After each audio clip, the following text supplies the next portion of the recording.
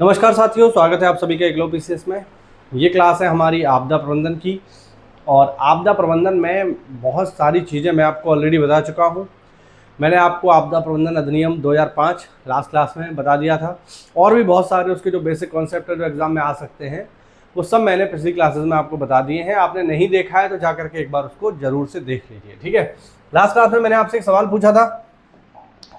सवाल था कि बताइए आपदा प्रबंधन अधिनियम 2005 में कितने अध्याय हैं और कितनी धाराएं हैं। तो आप लोगों ने खैर इसका जवाब नहीं दिया, मैं ही आपको बता देता हूं। तो इसमें जो अध्याय हैं, जो नेशनल डिजास्टर मैनेजमेंट एक्ट 2005 है, उसमें टोटल अध्याय हैं 11 और धाराएं हैं उसमें साथियों 79। ये मैंने आपसे लास्ट क्लास में पूछा था, चलिए आपने बताया नहीं। और मैं आपको बता दूँ ये वीडियो मैं दूसरी बार शूट कर रहा हूँ, क्योंकि पहली बार जब मैंने बनाई इसीलिए सब लिखा हुआ है। जब मैंने पहली बार बनाई तो वो वीडियो रिकॉर्ड ही नहीं हुई। चलिए कोई बात नहीं, अब लिखा हुआ है तो हमें थोड़ा सा आसानी हो जाएगी और थोड़ा वीडियो छोटी बनेगी। लिखने में थोड़ा टाइम जाता है तो वीडियो बड़ी हो जाती है। चलिए, तो आज हम चर्चा करेंगे सबसे पहले राष्ट्रीय आपदा प्रबंधन नीति 2009 की, ठीक है। राष्ट्रीय आपदा प्रबंधन नीति में आपको सबसे पहले ये याद रखना है, जो पहली चीज़ इसमें याद रखनी है, उसमें याद रखने लायक केवल एक ही चीज़ है, वो है ये कब लागू हुई है भैया। तो आपको याद रखना है ये लागू हुई है 18 जनवरी 2010 को, ठीक है। राष्ट्रीय आपदा प्रबंधन नीति, आज हम राष्ट्रीय आपदा प्रबंधन नीति और राष्ट्रीय आपदा प्रबंधन योजना दोनों की चर्चा करेंगे। तो राष्ट्रीय आपदा प्रबंधन नीति कब आई है? 2009 में आई है। और कब से लागू हुई है? 18 जनवरी 2010 को लागू हुई है। इसमें बस यही याद रखना है और इसमें कोई भी याद रखने वाली चीज नहीं है। दूसरा इससे जुड़ा पहलू है राष्ट्रीय आपदा प्रबंधन योजना, नेशनल डिजास्टर मैनेजमेंट प्लान। तो ये है नीति और ये है प्लान, मतलब ये है योजना। तो पहले तो आप इन दोनों में अंतर समझ लो। देखो, नीति बनाई जाती है विभिन्न सिद्धांतों पर आधारित। बेसिकली नीति होती है दिशा निर्देश कि कोई काम आपको कैसे करना है, उसके नियम और सिद्धांत। अब उन नियम सिद्धांतों का इस्तेमाल करते हुए जो हम प्लान तैयार करते हैं, जो रोड मैप बनाते हैं, वो योजना है, ठीक है। तो नीति हमेशा पहले आती है, योजना बाद में आती है, ठीक है। एक बार चेक कर लो इस बार रिकॉर्ड हो रही है कि नहीं। हाँ भैया रिकॉर्ड हो रही है, ठीक है। तो राष्ट्रीय आपदा प्रबंधन नीति पहले आएगी, नीति हमेशा पहले आएगी, योजना बाद में आएगी। तो जब नीति हमने बना ली कि आपदा के समय हमें किन किन चीज़ों पर कार्य करना है, किन किन सिद्धांतों को अपनाना है आपदा के समय पर, और उसके आधार पर फिर हमने बनाई राष्ट्रीय आपदा प्रबंधन योजना, NDMP, national disaster management plan, ठीक है। कब से आया है? तो ये आया है 1 जून 2016 से, ठीक है। ये कब से आया है साथियों? ये आया है 1 जून 2016। पहले तो आपको यही याद रखना है कि राष्ट्रीय आपदा प्रबंधन योजना कब आई है? 1 जून 2016। किस पर आधारित है? तो साफ साफ लिखा हुआ है, इसका उद्देश्य सेंडाई फ्रेमवर्क से तालमेल बिठाना है, ठीक है। सीधी सी बात है। इसका उद्देश्य क्या है? इसका उद्देश्य है सेंडाई फ्रेमवर्क। सेंडाई फ्रेमवर्क अभी हमने पढ़ा नहीं है, हम पढ़ेंगे आगे, ठीक है। तो सेंडाई फ्रेमवर्क से इसका तालमेल बिठाना है, यानी हम कह सकते हैं कि राष्ट्रीय आपदा प्रबंधन योजना सेंडाई फ्रेमवर्क पर आधारित है। ये पेपर में पूछ सकता है आपसे कि बताइए राष्ट्रीय आपदा सॉरी राष्ट्रीय आपदा प्रबंधन योजना किस पर आधारित है? तो सीधे सीधे आप इसका जवाब दे सकते हो कि राष्ट्रीय आपदा प्रबंधन योजना सेंडाई फ्रेमवर्क पर आधारित है, ठीक है। अगला चीज जो आपको याद रखना है वो है ये कि राष्ट्रीय आपदा प्रबंधन योजना मेनली 5 ऐसे एरियाज हैं, 5 ऐसे कोर एरियाज हैं जिन पर ये काम करती है।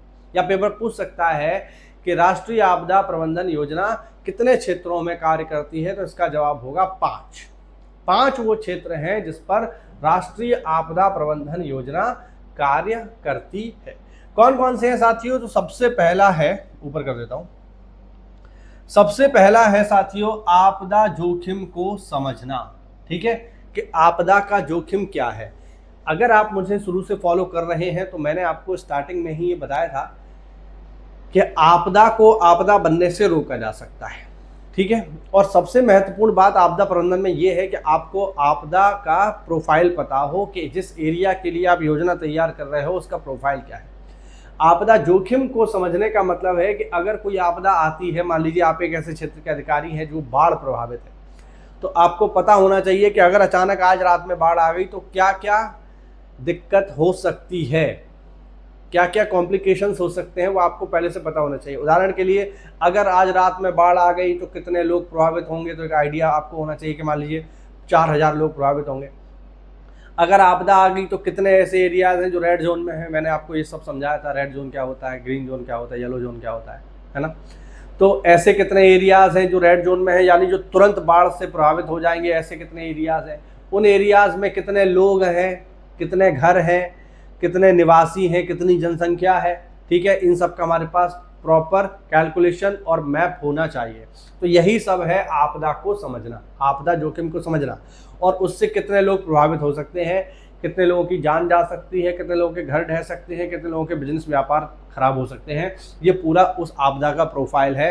तो पहला जो हमारा टारगेट है राष्ट्रीय आपदा प्रबंधन योजना में वो है आपदा के जोखिम को समझना। दूसरा इसका टारगेट है एजेंसियों के बीच समन्वय होना, तालमेल होना। जैसा कि हम पहले ही जानते हैं, मैं कई बार आपको बता चुका हूं कि नेशनल डिजास्टर मैनेजमेंट एक्ट में एक सबसे इंपॉर्टेंट चीज यही थी कि आपस में इंटीग्रेटेड प्लान होना चाहिए, एकीकृत समन्वय स्कीम होनी चाहिए, योजना होनी चाहिए, है ना। ऐसा नहीं होना चाहिए कि मान लीजिए सूखा आ गया तो पुलिस वाले कह रहे हैं सूखा में हमारा क्या काम है भैया, ये तो जो है जो कृषि विभाग है उसकी योजना है, तो वो लोग जाने। बाढ़ आ गई तो बाढ़ में जो पंचायत वाले लोग हैं, विकास वाले लोग हैं, वो कहें हमारा क्या काम है, ये तो जो जल विभाग है वो जाने। ऐसा नहीं होगा, ठीक है। सीधी सी बात है, हमें एकीकृत होकर कार्य करना पड़ेगा, आपस में समन्वय बिठाना पड़ेगा विभिन्न एजेंसियों में, ठीक है। तो अब ऐसा नहीं हो सकता कि कोई आपदा आ गई तो केवल कृषि मंत्रालय ही उसको देख रहा है, अब ऐसा नहीं है। अब अगर कोई आपदा आती है तो चाहे कृषि मंत्रालय हो या राजस्व मंत्रालय हो या पंचायती राज हो या विकास हो या पुलिस हो या स्वास्थ्य हो, इवन अध्यापक शिक्षा विभाग भी, इन सबको साथ मिलकर के कार्य करना पड़ेगा। यही है एकीकृत योजना, ठीक है। यही है एजेंसियों के बीच समन्वय कि हम आपस में कोऑर्डिनेशन बना के चलें, जिससे आपदा के समय हम एज अ टीम काम कर सकें और वो टीम आपदा के समय बेहतर ढंग से काम कर सके। इसके लिए राष्ट्रीय आपदा प्रबंधन योजना में इसको प्रॉपर मेंशन किया गया है। आई बात समझ में। तीसरा जो इसका पॉइंट है वो है संरचनात्मक उपाय, और चौथा पॉइंट है गैर संरचनात्मक उपाय।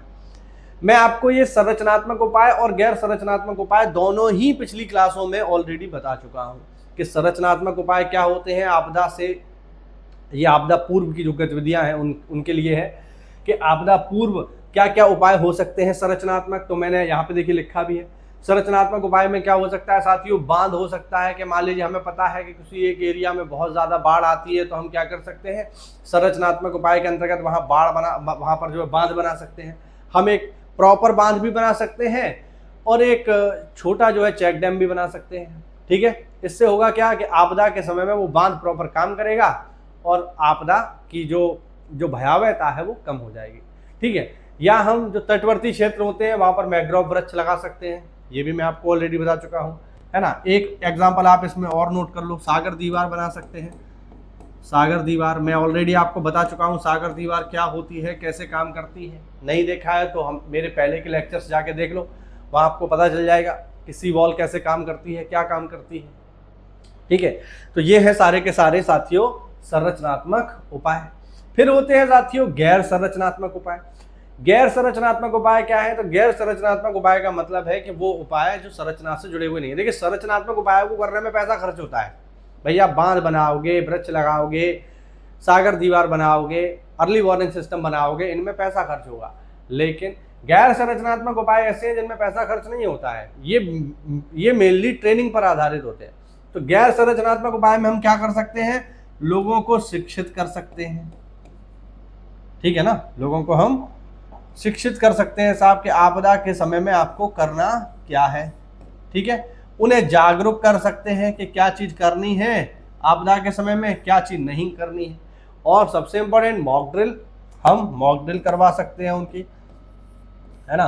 तो ये सब क्या है, ये सब आपके ये सब आपके गैर संरचनात्मक उपाय हैं। बेसिकली हम उन्हें ट्रेंड कर सकते हैं कि आपदा के समय में आपको क्या करना चाहिए, क्या नहीं करना चाहिए, उसकी हम प्रैक्टिस करवा सकते हैं, जिससे अगर आपदा आए तो वो अपने आप को सुरक्षित कर सकें। ये है गैर संरचनात्मक उपाय। और फिर आती है क्षमता विकास। क्षमता विकास का भी सीधा सा संबंध इसी से है, उन्हें शिक्षित करने से, जागरूक करने से और मॉक ड्रिल करवाने से। ठीक है, इसके अलावा आपदा को लेकर अनुसंधान भी हमें करना पड़ेगा, तभी तो क्षमता विकास होगी। क्षमता विकास का मतलब है कि अगर कोई आपदा हमसे टकरा रही है तो उससे टकराते समय हम कितने मजबूत हैं। तो इसके लिए हमें उस आपदा के बारे में पूरी जानकारी होनी चाहिए, कहाँ से आई है, क्यों आई है, क्या कारण है, क्या इंटेंसिटी है, कितना नुकसान कर सकती है, हम लोग झेलने के लिए तैयार हैं या नहीं, हमारे जो संरचना है वो उसको झेलने के लिए तैयार है या नहीं, ये सब आती है क्षमता विकास में। तो आपको याद रखना है, आपको साथियों याद रखना है, जो हमारी राष्ट्रीय आपदा प्रबंधन योजना है, ये मेनली सेंडाई फ्रेमवर्क पर आधारित है और 5 एरियाज में काम करती है। आपदा जोखिम को कम करना, एजेंसियों के बीच समन्वय बिठाना, संरचनात्मक उपाय करना, गैर संरचनात्मक उपाय करना और क्षमता विकास। पेपर में सीधे सीधे पूछ सकता है कि राष्ट्रीय आपदा प्रबंधन योजना कितने क्षेत्रों में कार्य करती है। तो सीधा सा आपका इसमें टारगेट, आपका जो आंसर होना चाहिए वो होना चाहिए 5। पेपर में इनके नाम भी पूछ सकता है, या फिर पूछ सकता है कि इनको दे देगा और पूछेगा इनमें से कौन सा इसमें शामिल नहीं है। तो 5 ये है, छठा वो अपनी तरफ से कोई और बनाएगा, उसको आपको देखना रहेगा। ये भी ध्यान रखना है कि अब यूपीएससी में ई ऑप्शन भी आने लगा है, इनमें से कोई नहीं तो उसको भी दिमाग में रख के चीज़ें बनाइएगा। बहुत सारे लोग यहाँ पर मुझसे कहते हैं कि नोट्स आप हमें दे दो, ये लिखा हुआ हमें दे दो। अरे भाई, इसके पीछे मत पड़ो आप लोग, मैं फिर बता रहा हूँ, नोट्स तैयार करो। जब आप नोट्स तैयार करोगे, कॉपी पेन लेके बैठोगे, तो आधा तो उसको समझते और लिखते वक्त ही आपको याद हो जाएगा भाई, ठीक है ना। बाकी एक बार रिवाइज करोगे तो वहाँ काम आ जाएगा। इसके पीछे मत भागो कि ये नोट्स आपको मिल जाए, हर चीज़ पीडीएफ फॉर्म में मिल जाए। यार कितनी पीडीएफ तुम्हारे फोन में पड़ी है, आपको कभी देखना है इस चीज़ को, है ना। क्या वो कभी आपने खोल के देखी हैं? बहुत सारे दुनिया भर के तो आपने टेलीग्राम चैनल ज्वाइन कर रखे होंगे जो दुनिया भर का फ्री कंटेंट आपको देते होंगे। कोई भी बुक, मेरे पास एक टेलीग्राम चैनल है, उसका नाम मुझे याद नहीं आ रहा है, ठीक है। उसमें क्या है, उसमें आप कोई सी भी बुक देख लो, कोई सी भी आपको मिल जाएगी। मैंने भी 2-3 बुक शौक में डाउनलोड कर ली, 200 MB की, 300 MB की। जिस दिन से डाउनलोड हुई है एक भी बार तो मैं उन्हें खोल के देख नहीं पाया हूँ। तो ये सब मत करो भाई यार, वो PDF वगैरह फ़ोन में ही पड़ी रहती है, उनको कभी आप यूज़ नहीं कर पाओगे और डिलीट भी नहीं करोगे ये सोच के तो काम की, और पढ़ोगे भी नहीं। ये सब मत करो। प्रॉपर जो है आप नोट्स मेकिंग करिए, खुद से नोट्स बनाइए, वो आपको ज़्यादा फ़ायदा पहुँचाएंगे, ठीक है। तो नेशनल डिजास्टर मैनेजमेंट प्लान आपको समझ में आया, ठीक है। ये इसके 5 एरियाज़ हैं जिन पर ये फोकस करता है, इसके फोकस एरियाज़ हैं। अब हम बात करते हैं इसका टारगेट क्या है साथियों, इसका टारगेट क्या है, चलिए देखते हैं। तो इसका जो उद्देश्य है या इसको दृष्टिकोण है वो क्या है। नेशनल डिजास्टर मैनेजमेंट प्लान का जो उद्देश्य है साथियों, वो पहला उद्देश्य है भारत को आपदा मुक्त बनाना। अब बहुत सारे लोग यहाँ पर ये कह सकते हैं कि ऐसा कैसे हो सकता है, क्या भारत में कोई आपदा आएगी नहीं, इतना हम जो है सक्षम हो जाएंगे? नहीं भाई, ऐसा नहीं है। आपदा मुक्त होने का मतलब आप समझो, देखो मैं कई बार आपको बता चुका हूं कि भैया प्रकोप और आपदा में अंतर होता है, ठीक है। प्रकोप अलग चीज है, आपदा अलग चीज है। प्रकोप तो आएगा ही आएगा, इसको आप कभी नहीं रोक पाओगे, लेकिन आप आपदा आने से रोक सकते हो, ठीक है। प्रकोप का मतलब क्या हुआ, कोई प्राकृतिक घटना हो गई, मान लीजिए जैसे उदाहरण के लिए बाढ़ आ गई साहब, या भूकंप आ गया, तो भूकंप आने से आप नहीं रोक पाओगे। आप क्या रोक सकते हो, आप रोक सकते हो भूकंप से होने वाले नुकसान को, और रोक भी नहीं सकते, कम कर सकते हो, ठीक है। तो कम करने का मतलब है यहां पर अगर कोई प्रकोप हमें नुकसान ना पहुंचाए तो वो आपदा नहीं बनेगा। बात समझ में आई? इसीलिए यहां पर लिखा है भारत को आपदा मुक्त बनाना है। यहां पर कहीं ये नहीं लिखा कि हमें प्रकोप मुक्त बनाना है, हजार्ड फ्री करना है, नहीं, हमें डिजास्टर फ्री करना है। हजार्ड फ्री तो हो ही नहीं सकता, प्रकोप मुक्त तो हो ही नहीं सकता, प्रकोप तो आएगा ही आएगा, वो हमारे आपके बस की बात नहीं, उसे रोक ले। लेकिन हाँ, हम प्रकोप को आपदा बनने से रोक सकते हैं। वही तो हम पढ़ रहे हैं, कैसे रोकना है आपदा प्रबंधन, और है ही क्या कि प्रकोप को आपदा बनने से रोकना। जिन लोगों को आपदा और प्रकोप में अंतर नहीं पता, उनकी स्थिति बहुत गंभीर है। कृपया करके जाके वो पहले मेरे वीडियो देखें, जो मैंने स्टार्टिंग के 1-2 लेक्चर लिए, उनको देखो, आपको पता चलेगा आपदा और प्रकोप में अंतर क्या है। बिना इनके अंतर को समझे आपदा को पढ़ना मेरे हिसाब से बुद्धिमत्ता नहीं। ठीक है, तो इसका पहला उद्देश्य क्या है? भारत को आपदा मुक्त बनाना। दूसरा, आपदा जोखिम में कमी लाना। देखो अभी वही बात आ गई ना, आपदा जोखिम का मतलब क्या है? आपदा से होने वाला नुकसान। तो आपदा से होने वाला जो नुकसान है उसको हमें कम करना है। देखो शून्य तो हम नहीं कर सकते, ऐसा नहीं होगा कि भूकंप आए और किसी को कोई नुकसान ही ना हो। भाई रोड बना होगा, पुल बना होगा, लोगों के घर बने होंगे, थोड़ा बहुत तो नुकसान होगा, 100% होगा, लेकिन हम उसे शून्य अगर नहीं कर पा रहे तो एटलीस्ट हम कम कर सकते हैं। वही कह रहा है आपदा जोखिम में कमी लाना, यानी आपदा से होने वाले नुकसान में या आपदा से जो जोखिम हो सकता है, जो नुकसान हो सकता है, उसको कम करने का हमारा लक्ष्य है, उसमें कमी लानी है। तीसरा इसका टारगेट है मानवीय, पर्यावरणीय, आर्थिक नुकसान को कम करना। क्योंकि जब भी कोई आपदा आती है तो आपदा का आकलन कि वो कितनी भयावह है हम किस बात से करते हैं कि उससे मानवों को कितनी हानि हुई। ठीक है, याद रखना, किसी भी आपदा की भयावहता कि आपदा कितनी बड़ी थी हम इस बात से कैलकुलेट करते हैं कि उसमें कितने लोग प्रभावित हुए, कितने लोग जो है मारे गए या कितने लोग घायल हो गए। ठीक है, याद रखना, जैसे भुज का भूकंप आया था तो आंकड़ा है 20,000 लोगों की मृत्यु हो गई थी। 20,000, बात समझ पा रहे हो? तो ये चीज हमें यहाँ समझनी है कि आपदा का जो मैग्नीट्यूड है वो इस पर आधारित होता है कि उससे कितनी जनहानि हो रही है। तो हमारा टारगेट क्या है? जनहानि को कम करना। और जनहानि के बाद क्या है? पर्यावरण, क्योंकि आपदा आएगी तो पर्यावरण को भी नुकसान पहुंचाएगी। तो जनहानि, पर्यावरण और आर्थिक नुकसान। आपदा आती है तो लोगों की दुकानें बह गई, घर बह गया साहब, है ना, पूरी की पूरी बिल्डिंग तबाह हो गई, लोगों के बिजनेस खत्म हो गए, तो उसको भी हमें यहाँ देखना पड़ेगा। तो मेनली मानवीय, पर्यावरणीय और आर्थिक नुकसान को कम करना भी राष्ट्रीय आपदा प्रबंधन योजना का एक लक्ष्य है। और सबसे इंपॉर्टेंट, आपदा से निपटने के लिए क्या करना? क्षमता निर्माण करना। ठीक है, आपदाओं से निपटने के लिए क्षमता निर्माण करना।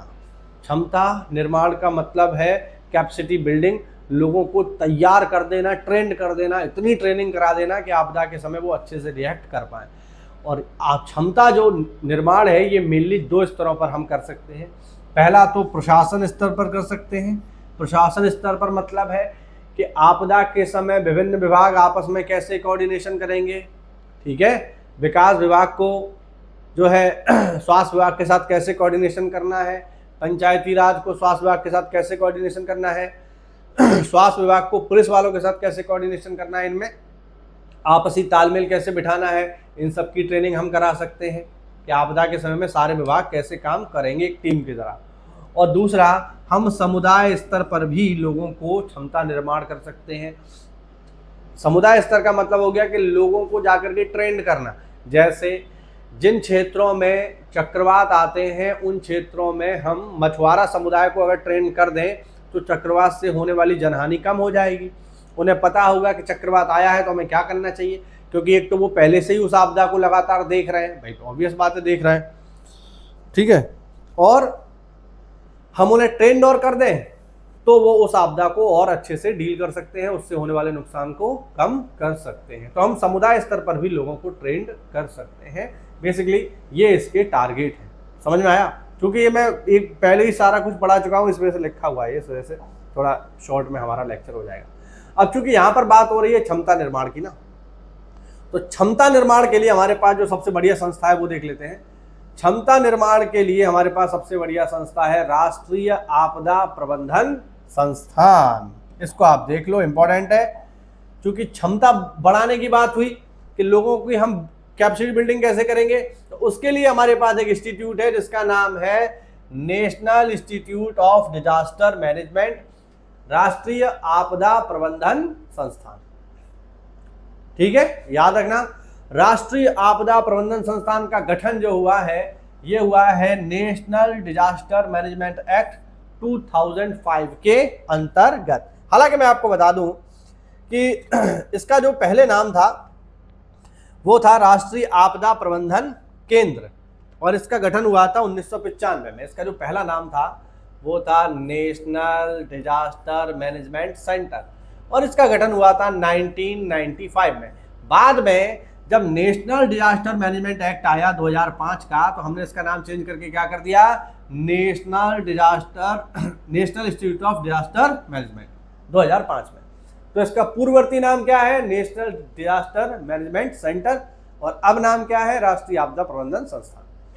2005 से इसका ये नाम हो गया है। अब राष्ट्रीय आपदा प्रबंधन संस्थान का मेन कार्य क्या है, तो इसका मेन कार्य है साथियों अनुसंधान यानी रिसर्च, आपदाओं को लेकर के रिसर्च करना कि कोई आपदा क्यों आ रही है, कहाँ आ सकती है, कहाँ नहीं आ सकती है, किस स्थान पर कितने मैग्नीट्यूड की आ सकती है, कितना नुकसान कर सकती है, कितने लोग प्रभावित हो सकते हैं, ये सारा का सारा रिसर्च करना, और अधिकारियों को, सरकारों को इससे संबंधित ट्रेनिंग देना।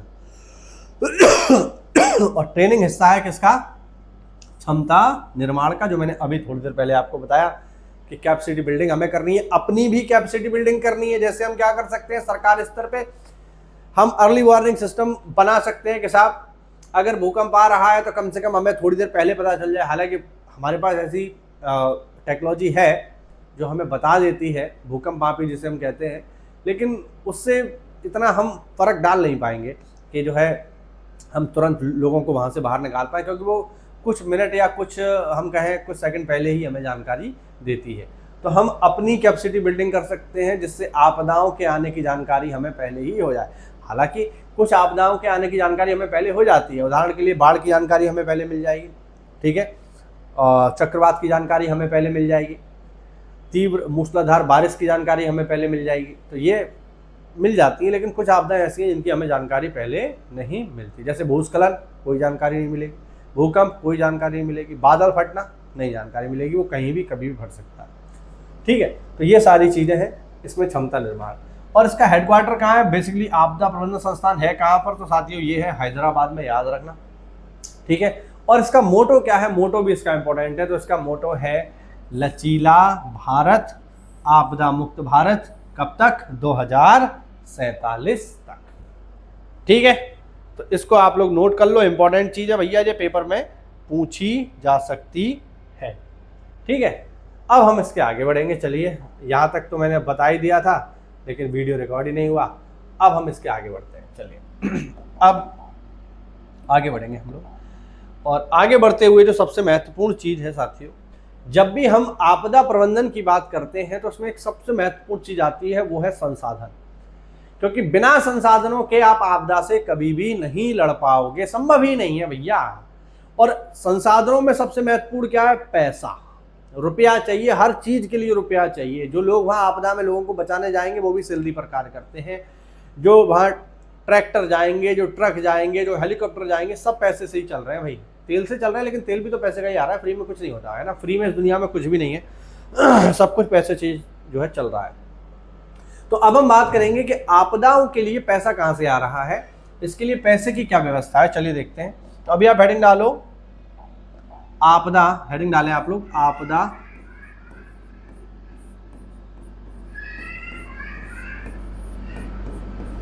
राहत कोष। चलिए आपदा राहत कोष हम देखेंगे। सबसे पहले तो आपदा राहत कोष कब बना है, 11वें वित्त आयोग की सिफारिश पर।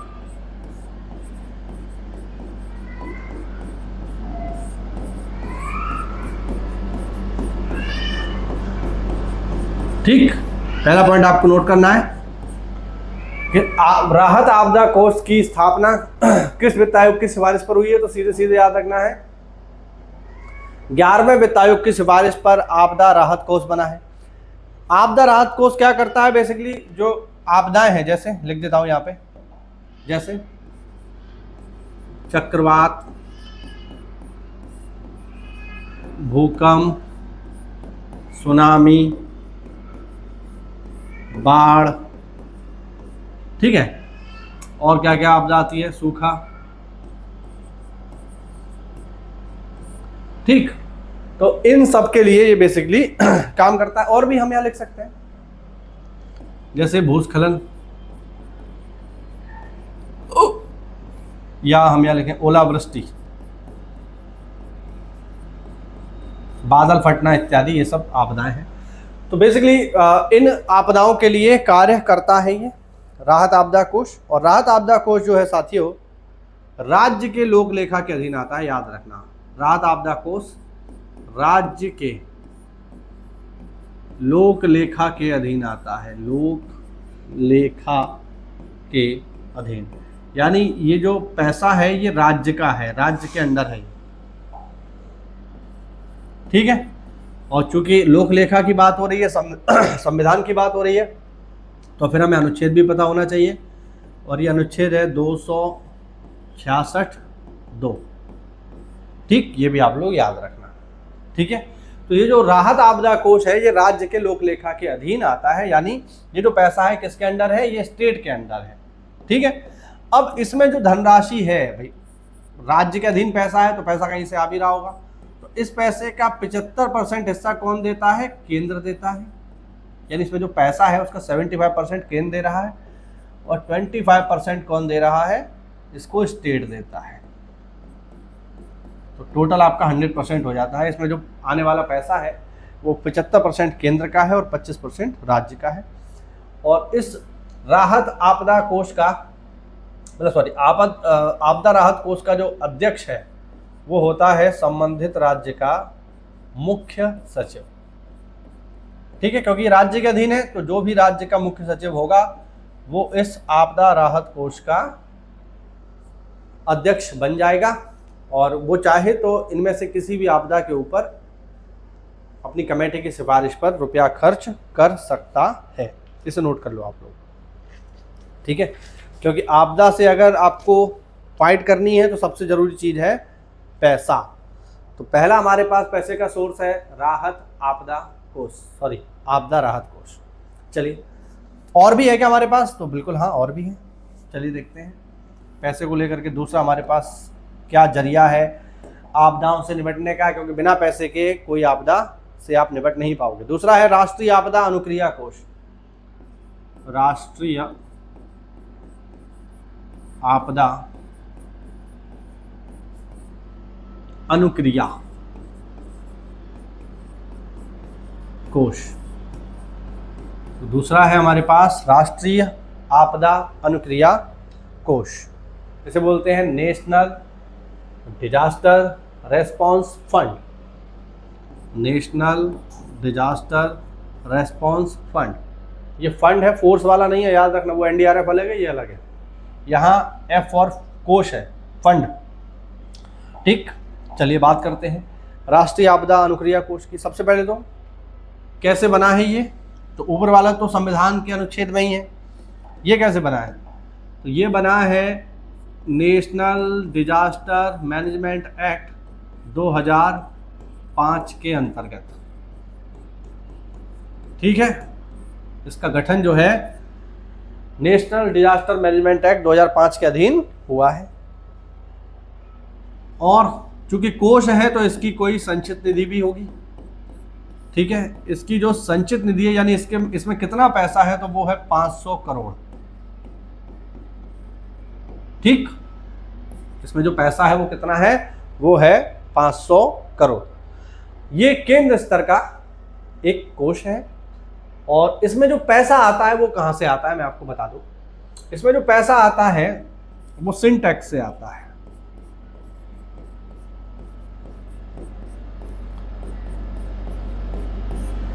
इसमें जो पैसा आ रहा है 500 करोड़, वो कहां से आ रहा है, वो सिन टैक्स से आ रहा है। सिन मतलब पाप, पाप पर टैक्स। अब पाप पर टैक्स मतलब सिगरेट, पान मसाला,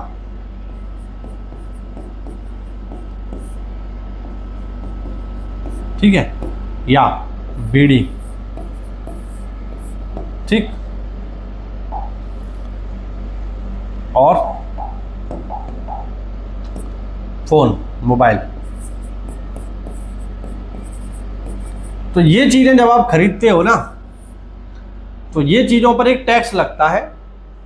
एक इन चीजों की जो कीमत है उस पर छोटा सा हिस्सा एक टैक्स का लग रहा है, जिसे हम सिन टैक्स कहते हैं, पाप कर कहते हैं। और इन पर टैक्स लगा करके सरकार ये पैसा कहाँ भेजती है, संचित निधि में भेज देती है आपदाओं के लिए। ठीक है, याद रखना। ठीक, अब ये जो पूरा का पूरा, ये जो साथियों, ये जो पूरा का पूरा पैसा है हमारा, इसको चलाता कौन है? तो इसको एक केंद्रीय समिति चलाती है। ये जो सारा का सारा पैसा है, ये जो कोष है, किसके अधीन है? केंद्रीय समिति के अधीन। और इस केंद्रीय समिति में कौन कौन शामिल होते हैं? गृह मंत्री,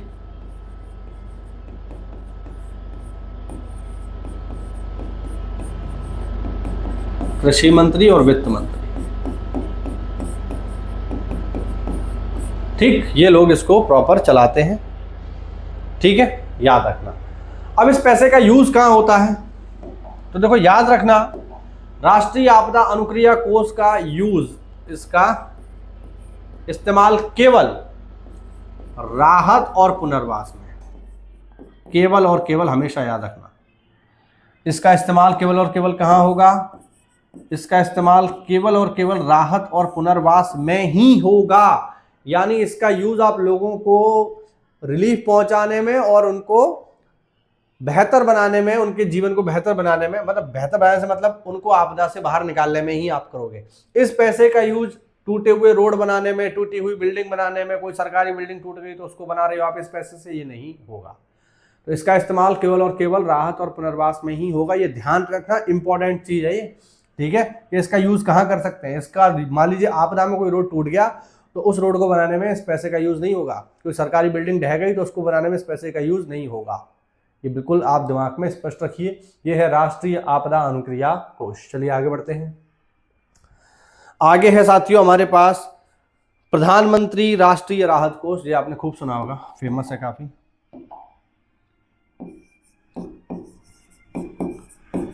प्रधानमंत्री राष्ट्रीय राहत कोष, इसको हम प्रधानमंत्री राहत कोष भी बोल देते हैं। ठीक है, अब ये है क्या, इसको जरा हम समझते हैं कि प्रधानमंत्री राष्ट्रीय राहत कोष है क्या। तो इसको बनाया था जवाहरलाल नेहरू जी ने जनवरी 1948 में। ठीक है, क्यों बनाया था? पाक से आए लोगों के लिए,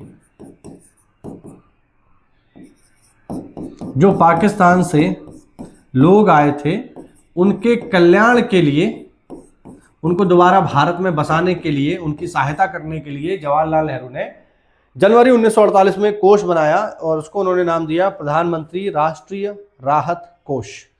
ठीक है, तो ये ध्यान रखना, पेपर में बिल्कुल पूछा जा सकता है किसके लिए बनाया गया था ये प्रधानमंत्री राष्ट्रीय राहत कोष, किसके लिए बनाया गया?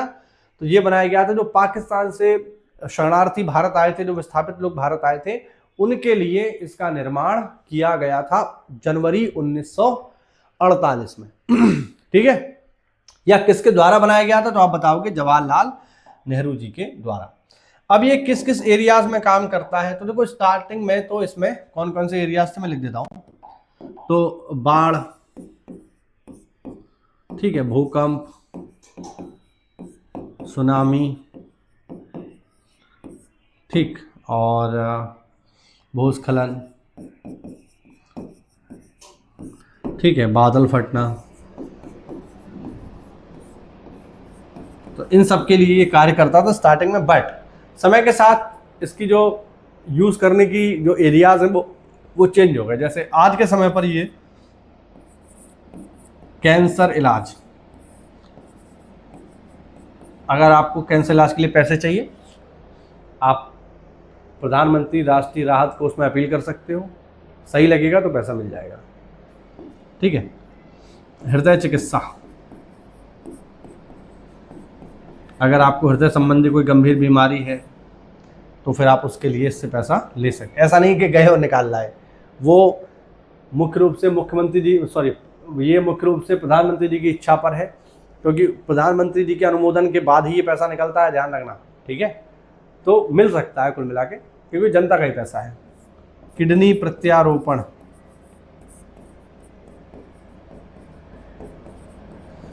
ठीक, और तेजाब पीड़ित,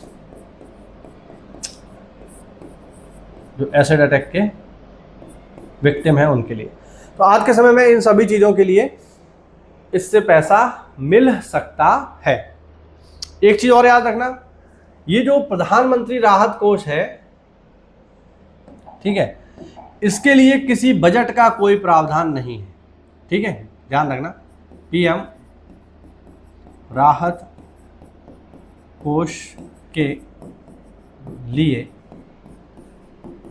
बजटीय प्रावधान नहीं है, यानी संविधान में इसका कोई उल्लेख नहीं है। ठीक है, याद रखना, यानी इसके लिए बजट के थ्रू आपको कोई पैसा नहीं मिलेगा। यानी जब बजट पास होता है तो सरकार ने कितना रुपया कमाया, कहाँ खर्च करेगी, उसमें इसमें एक भी रुपया डाला नहीं जाएगा। यानी प्रधानमंत्री राहत कोष सीधे सीधे जनता के पैसे से चलता है। जो जनता प्रधानमंत्री राहत कोष में पैसा दान कर देती है, उसी पैसे का यूटिलाइजेशन यहाँ हो सकता है।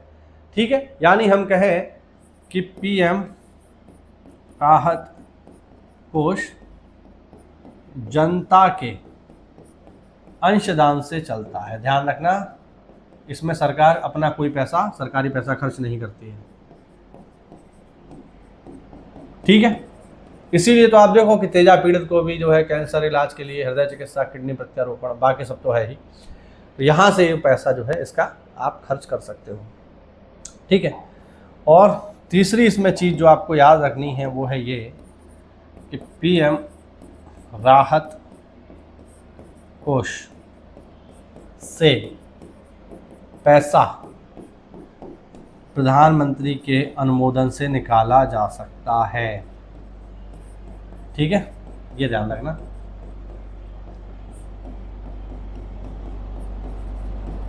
चलिए, तो इसमें जो पैसा निकलेगा वो कहाँ से निकलेगा, वो प्रधानमंत्री जी के अनुमोदन के बाद ही निकलेगा। ठीक, तो ये हुआ साथियों हमारा, ये हुआ प्रधानमंत्री राष्ट्रीय राहत कोष। आज हमने देखिए बहुत सारा पढ़ लिया, कम समय में हमने काफ़ी ज़्यादा पढ़ लिया। ठीक है, तो एक बार इसको देख लो, बहुत इंपॉर्टेंट है। राष्ट्रीय आपदा प्रबंधन योजना हमने पढ़ ली, किस तरीके से कौन कौन एरिया में काम करेगा वो हमने पढ़ लिया, लक्ष्य क्या है वो हमने पढ़ लिया, राष्ट्रीय आपदा प्रबंधन संस्थान NIDM इसको हमने पढ़ लिया, पूर्ववर्ती नाम NDMC ये हमने पढ़ लिया, काम क्या करता है, कहाँ पर है, टारगेट क्या है, वो सब हमने पढ़ लिया। चूंकि आपदा में पैसे का बहुत वो होता है तो राहत आपदा कोष हमने पढ़ा स्टेट वाइज। ठीक है, किस अनुच्छेद में है ये हमने पढ़ लिया। राष्ट्रीय आपदा अनुक्रिया कोष भी हमने पढ़ लिया, नेशनल डिजास्टर रेस्पॉन्स फंड ये भी हमने पढ़ लिया। इसमें कितना पैसा है, कहाँ से आता है, सिंटैक्स क्या है, ये बहुत इंपॉर्टेंट चीज़ें हैं, ये पेपर में आने वाली चीज़ें हैं, याद रखना। ठीक है, किसके अधीन है, कहाँ काम होगा, तो याद रखना केवल राष्ट्रीय आपदा अनुक्रिया कोष का इस्तेमाल राहत और पुनर्वास में ही किया जा सकता है, अवसंरचना निर्माण में इसका इस्तेमाल नहीं किया जा सकता। फिर आपको याद दिला दूं, ये हमने पढ़ लिया और फिर हमने लास्ट में पढ़ा प्रधानमंत्री राष्ट्रीय राहत कोष। तो ये हमने पूरा का पूरा पढ़ लिया। उम्मीद करता हूँ कि ये आपको समझ में आया होगा। देखो फिर बता दूँ, नोट्स मेकिंग करो भाई, नोट्स बनाओ। अगर आपको लंबी रेस का घोड़ा बनना है तो लंबी रेस का घोड़ा मतलब है कि ये नहीं कि एक नौकरी ली और रुक गए। ठीक है, सच बता रहा हूँ, जब आप नौकरी में आ जाओगे तो देखिए दो तरीके के लोग हैं दुनिया में।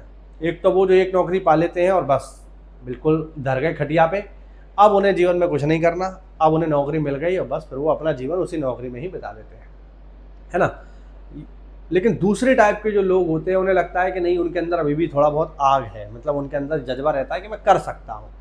कर पाए ना कर पाए वो अलग बात है, क्योंकि अब उन्हें अपने आप को सफल साबित करने की आवश्यकता नहीं है, क्योंकि एक बार वो नौकरी ऑलरेडी पा चुके हैं। आप एक बार नौकरी पा गए, समाज की निगाह में आप सफल हो। सच बता रहा हूँ, एक नौकरी पाते ही, ठीक है, एक नौकरी पाते ही आप समाज की निगाह में सफल हो जाओगे, लोग आपकी इज्जत करना प्रारंभ कर देंगे। ठीक, आप चाहें तो वहां रुक सकते हैं, लेकिन अगर आप चाहते हो कि आपकी आने वाली पीढ़ी थोड़ा और बेहतर हो जाए, आप और बेहतर हो जाए, देखो ध्यान रखना, अधिकारी के बच्चे हमेशा अधिकारी बनते हैं।